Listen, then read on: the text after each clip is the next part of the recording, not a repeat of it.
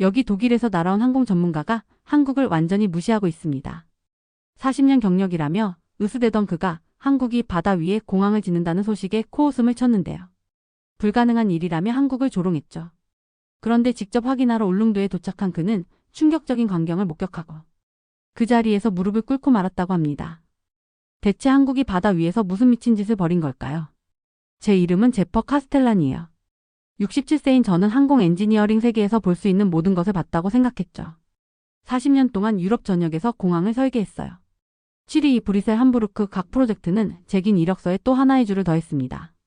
하지만 정말로 아무것도 동해의 작은 섬에서 제가 목격하게 될 일을 준비시켜주지 못했더군요. 그것은 우울한 오후 드레스덴의 작은 카페에서 시작되었어요. 저는 은퇴를 즐기며 옛 동료들과 커피를 마시고 있었죠. 암스테르담 스키폴 공항의 베테랑인 얀이 재미있다는 표정으로 몸을 앞으로 기울였습니다. 제퍼 들었어? 한국인들이 바다 위에 공항을 짓고 있대. 저는 그가 일본에 간 사이 공항을 말하는 줄 알고 웃었어요. 그건 오래된 뉴스야, 얀. 일본인들이 몇 년 전에 지었잖아. 아니, 그가 고집스럽게 말했고 그의 눈은 믿을 수 없다는 빛으로 반짝였죠. 이건 달라. 울릉도라는 곳에서 30m 깊이의 물 위에 짓고 있대. 그건 불가능해. 그 단어가 도전처럼 공중에 떠 있었습니다. 제 세계에서 불가능이란 신중한 계산을 통해 도달하는 결론이지 토론의 출발점이 아니었어요. 테이블 전체가 웃음으로 터졌죠. 누군가가 돈이 너무 많은 나라들에 대해 중얼거렸고 저도 고개를 끄덕이며 실패할 운명인 또 하나의 거창한 정치 프로젝트로 치부했습니다. 이것은 단순한 공항이 아니다. 나중에 알게 되었지만 그 순간 저는 그것이 자원의 화려한 낭비일 뿐이라고 확신했어요.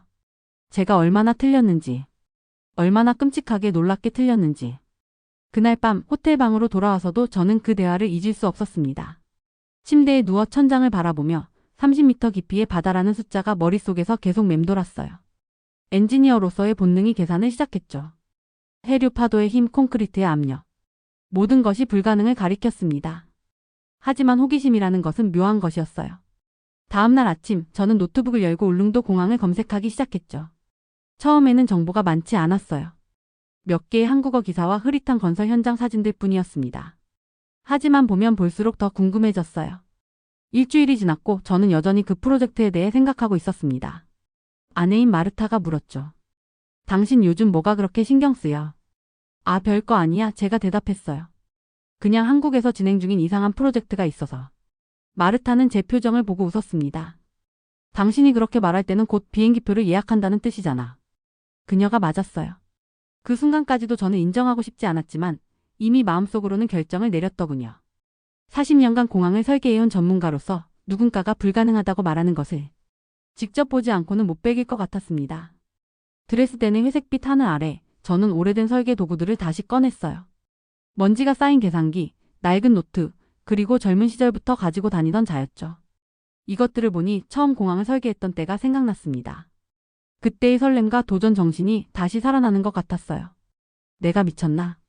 저는 혼잣말을 했죠. 은퇴한 지 2년 편안한 삶을 살고 있는데 왜 갑자기 극동의 섬으로 가려는 걸까요? 하지만 답은 이미 알고 있었습니다. 엔지니어는 죽을 때까지 엔지니어였어요.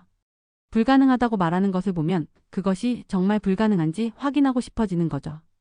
그것이 우리의 본성이었습니다. 며칠 후 저는 인천행 비행기표를 예약했어요. 동료들에게는 한국 관광을 간다고 했지만 진짜 목적은 달랐죠. 울릉도로 가서 그 불가능한 공항을 직접 보려는 것이었습니다. 출발 전날 밤 얀이 전화를 했어요. 제퍼, 정말 가는 거야? 그냥 구경 좀 하려고 제가 대답했죠. 너무 실망하지 마.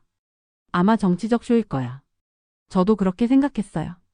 하지만 마음 한구석에는 작은 의문이 남아 있었죠. 정말 만약에 그들이 뭔가 다른 것을 하고 있다면? 만약 우리가 모르는 새로운 기술이 있다면? 비행기가 이륙하면서 저는 창밖을 바라봤습니다. 구름 위로 올라가자 맑은 하늘이 펼쳐졌어요. 어딘가 저 멀리 동해의 작은 섬에서 누군가가 불가능에 도전하고 있었죠. 그리고 저는 그것을 보러 가는 중이었습니다. 그때는 몰랐어요. 이 여행이 제 인생을 완전히 바꿔놓을 거라는 것을. 울릉도에서 본 것이 단순한 공항이 아니라 인류의 미래를 향한 거대한 도약이라는 것을. 그리고 제가 그 역사의 증인이 될 거라는 것을 말이죠. 비행기가 태평양을 향해 날아가는 동안 저는 낡은 노트를 꺼내 계산을 시작했습니다. 30m 깊이의 바다, 태풍, 지진. 모든 변수를 고려했어요. 하지만 아무리 계산해도 답은 같았죠. 불가능했습니다. 그래서 더 가봐야 해. 저는 중얼거렸어요. 왜냐하면 때로는 불가능이라는 것이 우리가 아직 방법을 모른다는 뜻일 수도 있으니까요. 유럽항공안전청에서 전화가 왔어요. 울릉도 공항 프로젝트를 검토해달라는 요청이었죠. 저는 망설였습니다.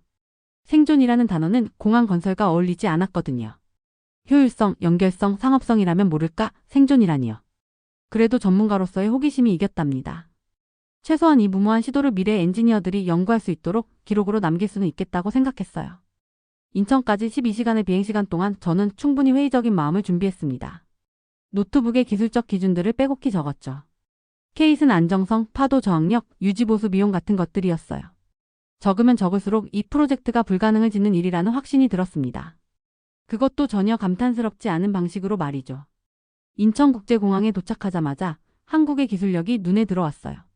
자동화 시스템, 청결함, 효율성, 모든 것이 인프라를 제대로 이해하는 나라임을 보여주었죠. 그래서 울릉도 프로젝트가 더욱 의아했습니다. 이런 우수함을 보여줄 수 있는 나라가 왜 그토록 비현실적인 일을 추구하는 걸까요? 울릉도로 가는 여정 자체가 저에게는 교육이었답니다. 포항까지 KTX를 타고 그 다음엔 끝없는 푸른 바다 위를 헬리콥터로 날아갔어요. 섬에 가까워질수록 제 경멸적인 태도가 흔들리기 시작했죠. 아래를 내려다보니 제가 예상했던 정치적 기념물이 아니라 훨씬 더 심오한 무언가가 있었어요. 거대한 콘크리트 케이슨들이 바다 위에 떠 있었고 각각은 GPS 기술로 10cm의 정확도로 배치되어 있었습니다. 기술이 아니라 의지입니다. 나중에 김도영 감독이 제게 말했어요. 그리고 2만 톤짜리 구조물들이 제자리에 내려앉는 것을 보면서 저는 그가 무슨 말을 하는지 이해하기 시작했죠. 헬리콥터가 하강하면서 프로젝트의 규모가 더욱 선명해졌습니다. 이건 단순한 공항이 아니었어요. 바다 위에 떠 있는 인공섬이었죠. 각 케이스는 아파트 건물만큼 컸고 수십 개가 정확한 기하학적 패턴으로 배열되어 있었답니다. 착륙장에 발을 디뎠을 때 제 첫 인상은 놀라움이었어요. 콘크리트가 마치 살아있는 것처럼 느껴졌거든요. 파도가 칠 때마다 플랫폼 전체가 미세하게 움직였지만 불안정하다기보다는 마치 거대한 배가 숨을 쉬는 것 같았습니다. 오신 것을 환영합니다. 밀러 박사님, 젊은 엔지니어가 인사했어요. 김 감독님이 기다리고 계십니다. 건설 현장을 가로질러 걸으면서 저는 예상과 다른 광경들을 목격했죠. 작업자들이 서두르지 않고 신중하게 움직이고 있었어요. 각자의 동작에는 목적이 있었고 모든 결정이 중요해 보였습니다. 이건 단순히 일정을 맞추기 위한 프로젝트가 아니었던 거예요. 임시 사무실로 들어가니 벽면 가득 차트와 도면이 붙어 있었답니다. 하지만 제 시선을 사로잡은 건 중앙에 걸린 사진이었어요. 폭풍우 속에서 고립된 울릉도의 모습이었죠. 파도가 부두를 덮치고 배들이 접근조차 할 수 없는 상황이었습니다. 석 달입니다. 뒤에서 목소리가 들렸어요. 김도영 감독이었죠. 작년에 우리 섬이 완전히 고립되었던 기간이에요. 의료 응급 상황이 있었지만 헬리콥터도 뜰 수 없었습니다. 그는 천천히 다가와서 사진을 가리켰어요. 이것이 우리가 불가능을 짓는 이유입니다. 박사님. 선택이 아니라 필수죠. 저는 준비해온 기술적 반대 의견들을 꺼내려 했지만 그의 눈에서 뭔가를 봤어요. 절박함이 아니라 결의였죠. 이 사람은 미친 몽상가가 아니었습니다. 자신이 무엇을 하는지 정확히 아는 엔지니어였어요. 케이슨 설계를 보여드리겠습니다. 그가 말했어요. 도면을 펼치자 제 회의론이 흔들리기 시작했답니다. 이건 제가 본 것 중 가장 정교한 해양공학 설계였어요. 각 케이슨에는 자체 안정화 시스템이 있었고 파도 에너지를 구조 강도로 전환하는 혁신적인 메커니즘이 포함되어 있었죠. 일본 전문가들이 불가능하다고 했습니다. 김 감독이 설명했어요. 그래서 우리는 새로운 방법을 개발했죠. 다음 몇 시간 동안 그는 프로젝트의 모든 측면을 보여주었습니다. 특수 콘크리트 혼합물은 바닷물에 더 강해지도록 설계되었고 연결 시스템은 유연성과 강도를 동시에 제공했으며 전체 구조는 100년 빈도의 폭풍에도 견딜 수 있도록 만들어졌어요. 하지만 비용은요? 제가 물었죠. 유지보수는? 경제성은? 그가 미소를 지었어요. 슬픈 미소였죠. 박사님, 우리 할머니가 작년 폭풍 때 병원에 가지 못해 돌아가셨습니다. 그런 비용은 어떻게 계산하시겠습니까? 침묵이 흘렀어요. 창밖으로 작업자들이 보였는데 그들 중 많은 이가 울릉도 주민들이었죠. 이들에게 이것은 단순한 건설 프로젝트가 아니었습니다. 미래를 짓는 일이었어요. 저녁이 되자 김 감독이 저를 전망대로 안내했습니다. 석양이 바다를 황금빛으로 물들이고 있었죠. 건설 중인 공항이 마치 미래 도시처럼 보였어요. 유럽 사람들은 이해하지 못할 겁니다. 제가 말했어요. 지금은요, 그가 대답했죠. 하지만 기후가 변하고 바다가 높아지면 모든 나라가 바다 위의 미래를 생각해야 할 거예요. 우리는 단지 먼저 시작했을 뿐입니다. 그날 밤 숙소로 돌아가면서 저는 제 노트를 다시 봤답니다. 기술적 반대 의견들이 여전히 타당했지만 이제는 불완전해 보였어요. 제가 놓친 것이 있었죠. 이 프로젝트는 일반적인 비용 편익 분석으로 측정할 수 없는 것이었습니다. 다음날 아침 저는 일찍 일어나 건설 현장으로 갔어요. 작업자들이 이미 일하고 있었죠. 거대한 크레인이 새로운 케이슨을 제자리로 옮기고 있었는데 그 정밀함이 놀라웠습니다. 한 늙은 작업자가 제게 다가왔어요. 그의 손은 수십 년의 노동으로 거칠었지만 눈은 자부심으로 빛났죠. 우리 손자들이 이 공항을 쓸 겁니다. 그가 말했어요. 폭풍이 와도 고립되지 않을 거예요. 그 순간 저는 깨달았습니다. 이것은 의지의 공학이었어요. 불가능해 보이는 것을 가능하게 만드는 인간 결의의 증거였죠. 보고서를 쓰기 위해 앉았을 때 저는 두 가지 이야기를 쓸 수 있다는 것을 알았어요. 하나는 기술적 문제와 경제적 비현실성에 대한 것이고 다른 하나는 한 공동체가 자신들의 미래를 확보하기 위해 불가능에 도전하는 이야기였죠. 저는 두 번째 이야기를 선택했습니다. 울릉도 의료원에서 제 진정한 변화가 시작되었어요. 그 시설은 충격적으로 작았죠. 병상 20개, 진료실 2개, 그리고 겨우 병상 2개뿐인 응급실이 전부였습니다. 김 원장님이 보여준 통계는 암울한 현실을 그대로 드러냈더군요. 연간 150일의 선박 운항 중단, 30건 이상의 응급환자 이송 실패, 겨울철 여객선 운항 확률 40% 미만이었습니다. 하지만 숫자만으로는 제가 직접 목격한 것을 담아낼 수 없었어요. 한 식당에서 만난 어머니는 딸아이가 일주일째 폐렴으로 고생하고 있는데 날씨 때문에 제대로 된 병원에 갈 수 없다고 했죠. 한 고등학교 교장 선생님은 폭풍 때문에 여객선이 운항하지 못해 서울의 대학 면접을 놓친 학생들의 이야기를 들려주었습니다. 이것들은 추상적인 문제가 아니었어요. 고립의 일상적인 현실이었죠. 이것은 생존의 문제입니다. 김 원장님이 그렇게 말씀하셨고 갑자기 활주로는 단순한 콘크리트와 아스팔트가 아니게 되었어요. 그것은 생명선이었고 삶과 죽음 사이의 다리였습니다. 제가 비웃었던 인상적인 기술은 사실 불가능한 상황에 대한 최소한의 필수적인 대응이었더군요. 그 비좁은 의료원에 서서 저는 냉전 시대의 베를린을 떠올렸어요. 소련의 봉쇄 기간 동안 템페로프 공항의 단 하나의 활주로가 서베를린의 생명선이 되었던 때 말이죠. 울릉도도 비슷한 고립에 직면해 있었습니다. 정치적 세력 때문이 아니라 자연 그 자체 때문에요. 그리고 베를린처럼 울릉도도 자체적인 생명선이 필요했죠. 이념을 위해서가 아니라 생존을 위해서 말입니다. 의료원을 나와 항구로 향하는 길에 저는 이 섬의 진짜 모습을 보기 시작했어요. 가파른 언덕길을 오르내리는 노인들, 육지로 통학하는 대학생들, 날씨를 걱정스럽게 바라보는 상인들이었죠. 모두가 바다의 변덕에 삶을 맡긴 채 살아가고 있었습니다. 항구에서 만난 한 어부는 자신의 이야기를 들려주었더군요. 20년 전 그의 형이 급성 맹장염에 걸렸는데 사흘 동안 파도가 높아 배가 뜰 수 없었다고 했어요. 결국 헬기가 왔지만 너무 늦었죠. 그 이후로 그는 활주로 건설을 간절히 바라왔다고 했습니다. 비행기가 뜨고 내릴 수 있다는 것만으로도 마음이 놓입니다. 그가 바다를 바라보며 말했어요.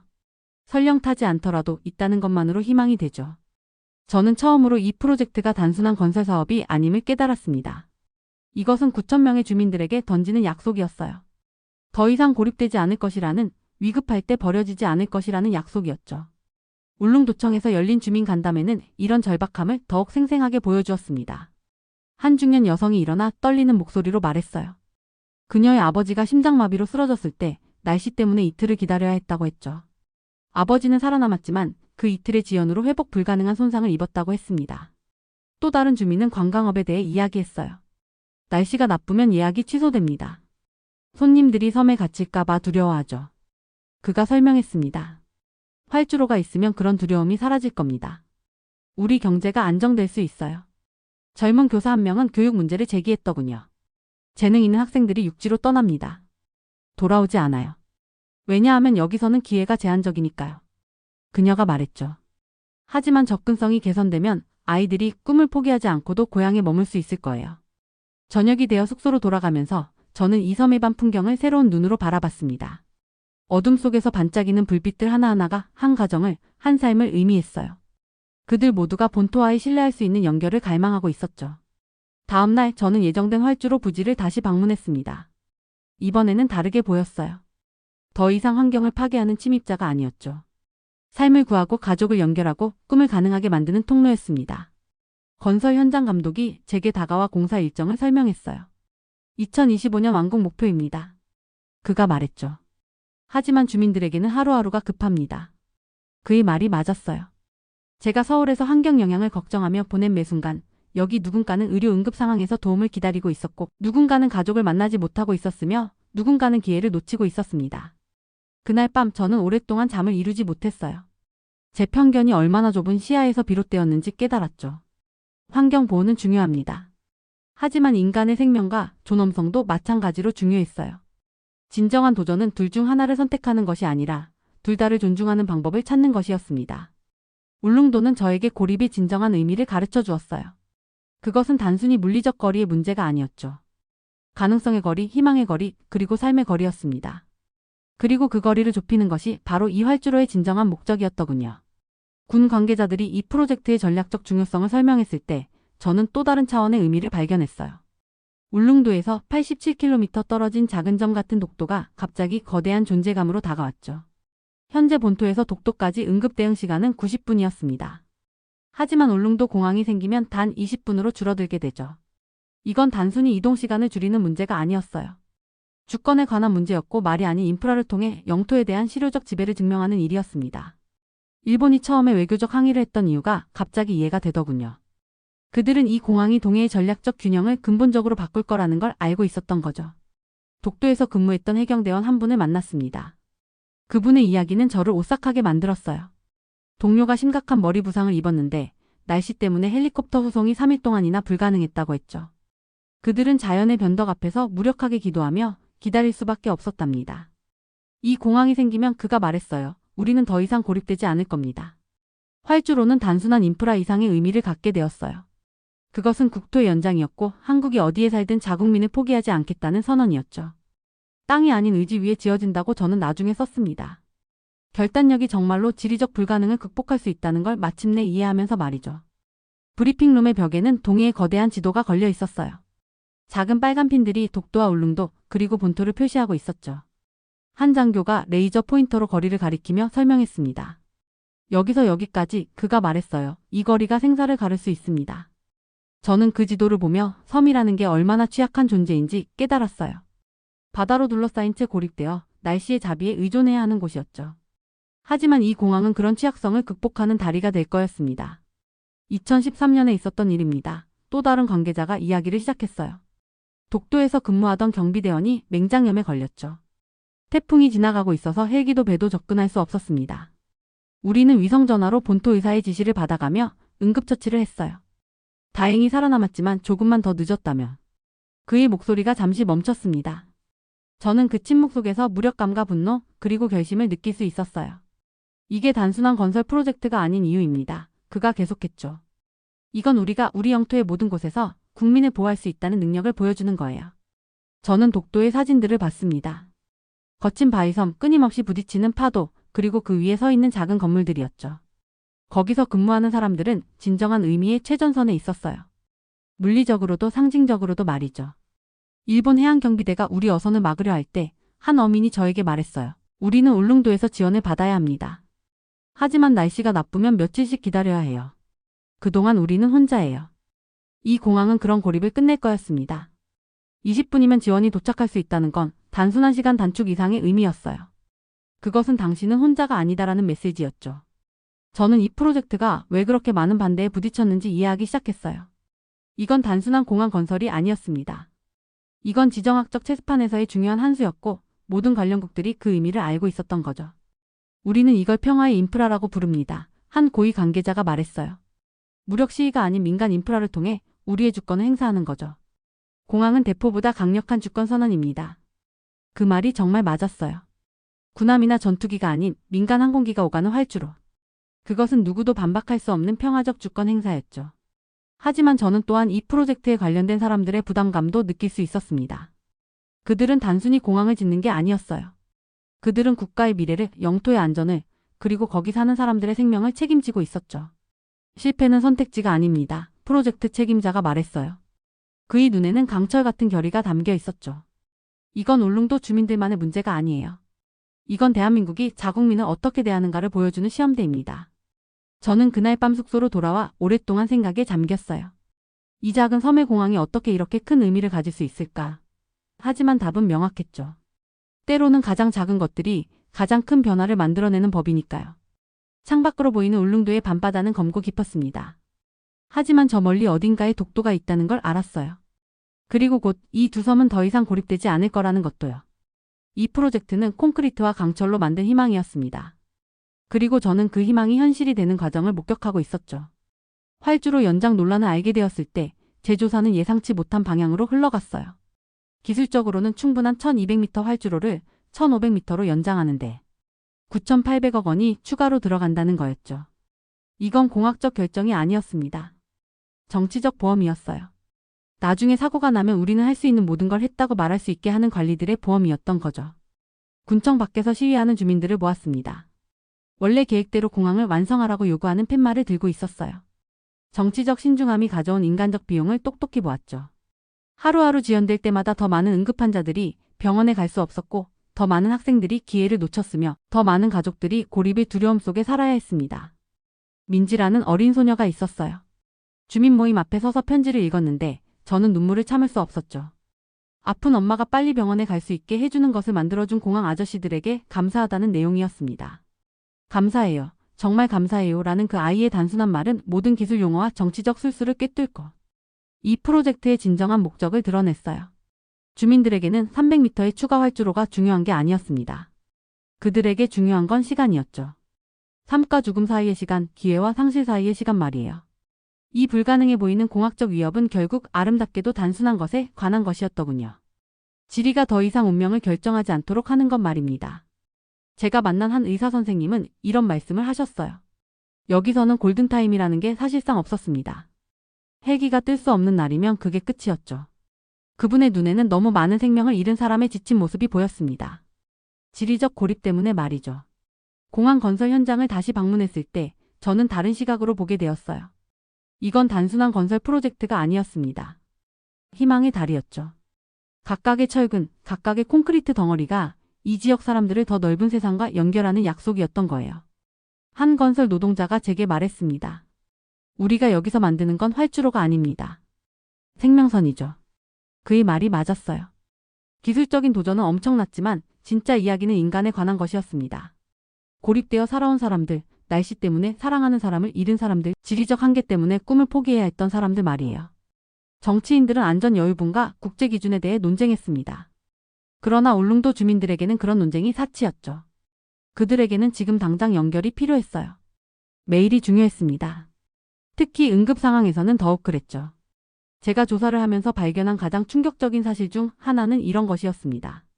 지난 10년간 울릉도에서는 본토로 이송되지 못해 사망한 환자가 수십 명이나 되었다는 거였어요. 각각의 숫자 뒤에는 가족이 있었고 이야기가 있었으며 만약 공항이 있었다면 구할 수 있었을 생명이 있었습니다. 한 어머니를 만났는데 그분은 아들을 잃으셨더군요. 맹장염이었는데 폭풍 때문에 해기가 뜰 수 없었다고 했습니다. 우리 아이는 단순한 수술로 살 수 있었어요. 그녀가 말했죠. 하지만 우리는 섬에 갇혀 있었습니다. 그녀의 이야기는 이 공항이 단순한 인프라 프로젝트가 아닌 이유를 보여주었어요. 이건 정의의 문제였습니다. 활주로 연장 논쟁은 계속되었습니다. 관료들은 모든 시나리오를 다루고 싶어 했죠. 하지만 완벽을 추구하는 동안 실제 사람들이 고통받고 있었어요. 주민들이 원한 건 완벽한 공항이 아니었습니다. 작동하는 공항이었죠. 지금 당장 말이에요. 한 지역 교사가 제게 학생들에 대해 이야기해 주었습니다. 본토의 대학에 가고 싶어 하지만 1년에 며칠밖에 방문할 수 없어서 포기하는 아이들 말이에요. 우리는 한 세대 전체를 잃고 있습니다. 그녀가 말했죠. 그들은 떠나고 싶어 하지 않아요. 단지 돌아올 수 있다는 걸 알고 싶을 뿐이죠. 이게 바로 핵심이었습니다. 공항은 단순히 사람들이 떠날 수 있게 하는 게 아니었어요. 그들이 머물 수 있게 하는 거였죠. 응급 상황에서 본토에 갈 수 있다는 걸 알면서 교육 기회를 놓치지 않으면서 가족을 정기적으로 방문할 수 있으면서 말이에요. 정치적 현실은 복잡했습니다. 관리들은 위험을 피하고 싶어 했고 정치인들은 공로를 인정받고 싶어 했으며 관료들은 규정을 따르고 싶어 했죠. 하지만 인간의 우선순위는 단순했습니다. 연결, 접근, 기회, 생명이었어요. 저는 이 프로젝트가 단순한 공학적 도전 그 이상이라는 걸 깨달았습니다. 이건 사회적 정의에 관한 것이었어요.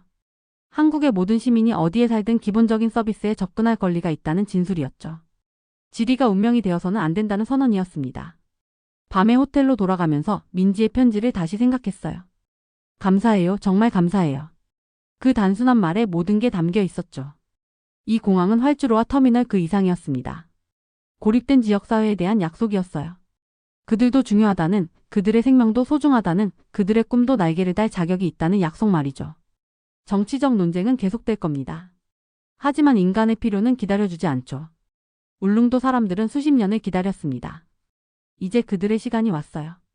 300m의 추가 콘크리트가 아니라 연결이 필요한 시간 말입니다. 독일로 돌아온 저는 완전히 다른 시각을 가지고 동료들을 마주했어요. 유럽항공안전청에 제출한 제 보고서의 제목은 이랬습니다. 불가능을 가능으로 한국의 울릉도 공항. 드레스덴 카페에서 비웃던 회의론자들은 제가 조사 결과를 발표하자 침묵에 빠졌죠. 30m 깊이의 바다에서 2만 톤짜리 케이스는 10cm의 정확도로 설치하는 정밀화. 200년에 한 번 올까 말까 한 12m 높이의 파도를 견딜 수 있는 설계. 5분 안에 도움을 전달할 수 있는 비상대응 시스템의 통합. 이것들은 단순한 공학적 성취가 아니었습니다. 이것들은 국가적 의지의 표현이었어요. 이것은 단순한 공항이 아닙니다. 저는 그들에게 말했죠.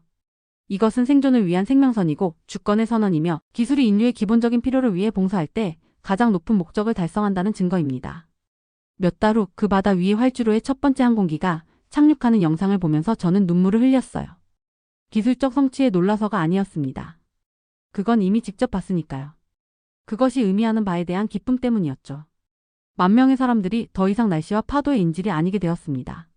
학생들은 꿈을 추구할 수 있게 되었고 환자들은 병원에 갈 수 있게 되었어요. 먼바이 섬의 군인들은 도움이 단 20분 거리에 있다는 것을 알게 되었죠. 울릉도 공항은 불가능이 기술 용어가 아니라 일시적인 상태라는 증거로 서 있습니다. 기술만으로 극복되는 것이 아니라 어떤 시민도 버려지지 않도록 하겠다는 결의로 극복되는 것이죠. 그것은 정말로 땅이 아닌 의지 위에 건설된 것입니다. 단지 바다로 둘러싸여 있다는 이유만으로 일부 국민이 더 적은 존엄성을 가지고 살아야 한다는 것을 받아들이기를 거부하는 국가의 의지 말이에요. 오늘날 젊은 엔지니어들이 무언가가 불가능하다고 말할 때마다 저는 동해의 작은 섬에 대해 이야기합니다. 그곳에서는 24개의 거대한 케이슨이 비행기뿐만 아니라 희망과 꿈, 그리고 생명 그 자체를 운반하는 활주로를 떠받치고 있다고 말이죠. 저는 한국에 대해 이야기합니다. 불가능을 바라보고 어쨌든 그것을 건설하기로 결정한 나라에 대해서요. 그 섬의 기적은 단순히 콘크리트와 강철로 만들어진 것이 아니었습니다. 그것은 포기하지 않는 정신으로 만들어진 것이었어요. 매일 아침 건설 현장으로 향하는 작업자들의 얼굴에서 저는 단순한 직업적 의무감 이상의 것을 봤습니다. 그들은 자신들이 역사를 만들고 있다는 것을 알고 있었죠. 우리 아버지도 울릉도 출신이에요. 한 젊은 엔지니어가 저에게 말했더군요. 폭풍 때문에 육지병원에 가지 못해서 할머니를 잃으셨대요. 이제 그런 일은 다시 일어나지 않을 거예요. 그의 말에는 개인적인 아픔과 국가적 결의가 함께 담겨 있었습니다. 이것이 바로 한국이 불가능을 가능으로 만드는 방법이었어요. 개인의 고통을 집단적 행동으로 전환시키는 것 말입니다. 공항 건설 과정에서 수많은 도전들이 있었죠. 태풍이 몇 달간의 작업을 하루 만에 파괴하기도 했습니다. 예상치 못한 해저 지형이 계획을 수정하게 만들기도 했어요. 하지만 매번 엔지니어들은 다시 일어섰고 더 강하고 더 나은 해결책을 찾아냈습니다. 실패는 옵션이 아니에요. 프로젝트 매니저가 저에게 말했었죠. 울릉도 주민들이 우리를 믿고 있으니까요. 그 신뢰의 무게는 어떤 콘크리트 구조물보다도 무거웠습니다. 그것은 엔지니어들을 단순한 건설자가 아닌 희망의 건축가로 만들었어요. 저는 독일로 돌아와서도 그 장면들을 잊을 수 없었습니다. 거대한 케이슨이 정확한 위치에 가라앉는 순간. 첫 번째 콘크리트가 부어지는 날. 활주로 표면이 완성되던 날. 각각의 순간은 기술적 이정표일 뿐만 아니라 인간 의지의 승리였어요. 유럽의 동료들은 처음에는 믿지 않았습니다. 그런 조건에서는 불가능해 그들은 말했죠. 하지만 제가 보여준 데이터, 사진, 영상들은 부인할 수 없는 진실을 말해주고 있었습니다. 한국은 정말로 바다 위에 공항을 건설한 것이었어요. 어떻게 가능했나요? 한 동료가 물었습니다. 그들에게는 선택의 여지가 없었기 때문이에요. 제가 대답했죠. 울릉도 주민들을 계속 고립된 상태로 둘 수는 없었으니까요. 때로는 필요가 가장 위대한 혁신을 낳습니다. 하지만 그것은 단순한 필요 이상의 것이었어요. 그것은 모든 시민이 동등한 기회를 가질 자격이 있다는 신념이었습니다. 지리적 위치에 관계없이 말이죠. 이 신념이 엔지니어들로 하여금 자연의 한계를 뛰어넘게 만든 것이었어요. 오늘날 울릉도 공항은 매일 수십 편의 항공기를 맞이합니다. 관광객들, 비즈니스맨들, 학생들, 환자들 모두가 이제는 당연하게 여기는 연결성을 이용하고 있죠. 하지만 저는 압니다. 그 당연함 뒤에는 수많은 사람들의 땀과 눈물, 그리고 흔들리지 않는 결의가 있었다는 것을요. 저는 이제 다른 프로젝트들을 평가할 때마다 울릉도를 기준으로 삼습니다. 이것이 정말 불가능한가? 아니면 단지 어려운 것인가? 저는 자문합니다. 그리고 대부분의 경우 답은 후자였죠. 울릉도 공항은 공학의 교과서를 다시 쓰게 만들었습니다. 하지만 더 중요한 것은 그것이 우리의 마음속 한계를 다시 쓰게 만들었다는 것이에요. 이제 우리는 알게 되었습니다. 충분한 의지와 창의성, 그리고 헌신이 있다면 바다조차도 우리를 막을 수 없다는 것을요. 그래서 저는 계속해서 이 이야기를 전합니다. 드레스덴에서, 베를린에서, 브뤼셀에서 젊은 엔지니어들에게, 정책 이반자들에게, 그리고 꿈을 포기하려는 모든 이들에게 동해의 작은 섬에서 일어난 기적에 대해, 불가능이 어떻게 가능이 되었는지에 대해, 그리고 가장 중요하게는 인간의 의지가 얼마나 강력한 힘이 될 수 있는지에 대해서 말입니다.